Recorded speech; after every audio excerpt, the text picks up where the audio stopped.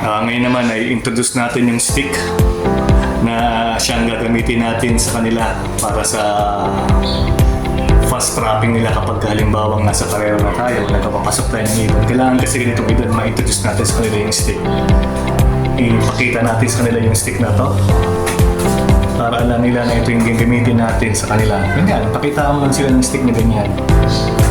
Kaya nyo sila na tumingin, may lang, para alam nila yan na yan yung gagamitin sa kanila.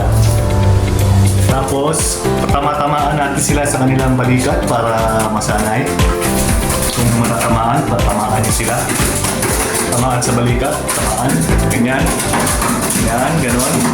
Ganon, tingnan nyo hindi nalipad. Tamaan sa balikat, ganyan. Huwag nyo na sasaktan ng ibon. Ganyan. Tamaan lang sa balikat, tamaan lang. Ganyan, konti. O yan, okay na yun. Ito pa, tamaan sa balikat.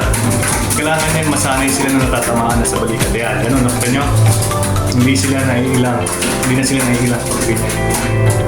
Tamaan sa balikat, tamaan sa balikat, tamaan sa balikat, tamaan sa balikat, tamaan sa balikat,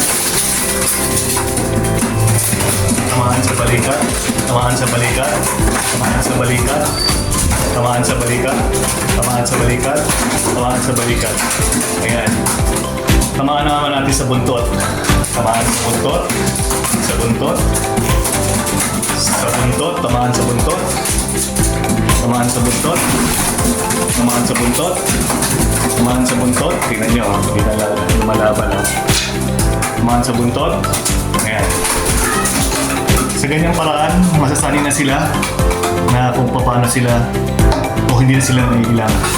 Dating nang nasa labas na sila. Kung nakita lang nila itong blue na to na hawak natin, ibig sabihin yan ay meron silang gagawin o meron silang dapat na gawin. Papapasukin sila o bubugawin sila. Pero hindi natin ito gagamitin sa pambugaw, ha? Ito gagamitin lang natin ito sa pagpapasok sa kanila. Halimbawa pag nasa karera na. Ganyan sanayin nyo sila nakikita. Kagaya nito, hindi ko na babaguhin ang kulay nito. Itong gagamitin ko na lang sa magkarera na. Itong blue na stick nito. Blue na tubo. Plastic tubo.